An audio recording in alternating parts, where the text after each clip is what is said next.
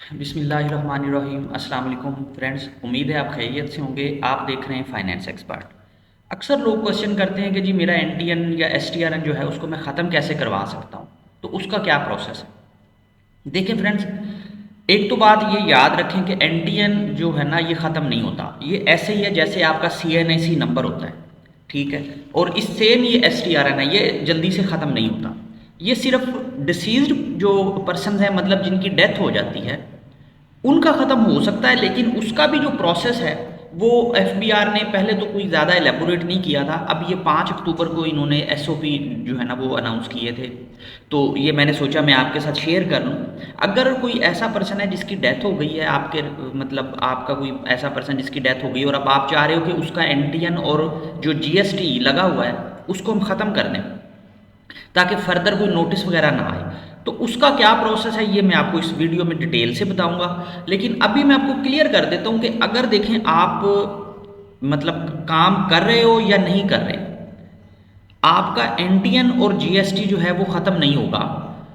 Even के बाद दफ़ा उन्होंने मेंशन किया भी होता है कि अगर आप अपने आप को जीएसटी से डी रजिस्टर करना चाहें तो ऐसे कर लें ऐसे कर लें, लेकिन वो प्रॉपर काम नहीं करता, वो नहीं करते डी रजिस्टर। तो उसका हल यही होता है कि आप अगर जीएसटी में रजिस्टर हो और आपका बिजनेस नहीं चल रहा, तो आप एटलीस्ट अपनी जो नल की रिटर्न्स होती हैं, जीएसटी की ज़ीरो की रिटर्न्स होती हैं मंथली, वो फाइल करते रहें। वो जस्ट 1 क्लिक से रिटर्न फाइल हो जाती है। तो अपने आप को स्टेटस को वहाँ पे एक्टिव रखें। और इसी तरह आपका एनटीएन होता है। अगर एनटीएन बन गया है आपका, अब आप स्टूडेंट हो, आप हाउसवाइफ हो, आपका कोई भी इनकम का सोर्स नहीं है, तो अब ये नहीं हो सकता कि आपका एनटीएन आप ये कहो कि मेरा एनटीएन अब खत्म कर दो, ऐसे नहीं होता। और आपने उसकी कोई टेंशन भी नहीं लेनी कि अगर एनटीएन बना हुआ है तो खुदा ना खास्ता कोई ये नहीं है कि आपके ऊपर कोई तलवार लटक रही है। आपने अगर रिटर्न नहीं फाइल की तो ज़्यादा से ज़्यादा आपका स्टेटस नॉन फाइलर हो जाएगा, और तो कुछ भी नहीं होगा। और जब आप एनटीएन फ़र्ज़ की अगर एनटीएन ना भी होता आपका तो भी आपने नॉन फाइलर होना था, तो उस पर आपको इतनी टेंशन लेने की ज़रूरत नहीं होती। जो डिसीज्ड पर्सन है जिनकी डेथ हो गई है, उनका एनटीएन आपने कैसे ख़त्म करना है, उनका जीएसटी कैसे ख़त्म करना है, ये इस वीडियो में ज़रा समझिएगा। ये देखें जी, ये इन्होंने standard operating procedure for deregistration of NTN STRN of deceased tax payers, ये एफबीआर ने अभी बताया है।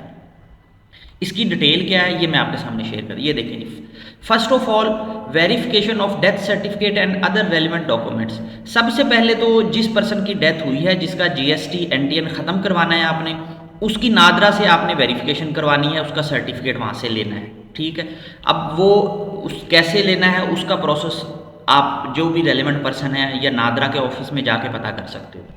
जब आप ये ले लोगे तो उसके बाद क्या होगा, change of status in IRIS as verified as deceased by the commissioner once the concern commissioner verifies the necessary documents. मतलब जब आपने ये नादरा से सर्टिफिकेट लेके कमिश्नर को सबमिट करना है कि जी ये पर्सन जो है ये इस वक्त इसकी डेथ हो गई है, तो इसका जो स्टेटस है ना वो एक्टिव से वेरीफाइड एज डिसीज्ड कर दें, तो कमिश्नर क्या करेगा, आपके डॉक्यूमेंट की वेरिफिकेशन करेगा, ठीक है। और सिर्फ इन डॉक्यूमेंट की वेरिफिकेशन के बाद वो क्या करेगा, वेरीफाइड एज डिसीज्ड लिख देगा।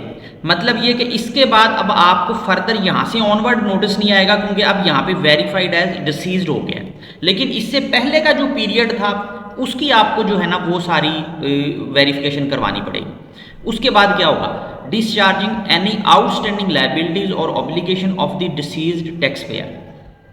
अब क्या होगा, जो कंसर्न्ड कमिश्नर है वो आपकी आउटस्टैंडिंग लायबिलिटीज जो है ना वो एवेल्यूएट करेगा। जो पर्सन जिसकी अब डेथ हो गई है, अब वो उसका ऑडिट करेंगे या उसको चेक करेंगे कि इसके अगेंस्ट कोई नोट 138 का नोटिस इशू हुआ था जिसपे हमें पेनल्टी हमने उनको टैक्स लगाया था, या कोई और इनकी जो नोटिस हैं सेल टैक्स के या इनकम टैक्स के, जो भी जहाँ पे उनको टैक्स की डिमांड रेज की थी कि जी आपका इतना टैक्स बनता है और उन्होंने पे नहीं किया था और वो आउटस्टैंडिंग लायबिलिटीज़ थी, तो वो आपको क्या करेगा, वो आपको कहेगा कि अब आप इसको पे करें।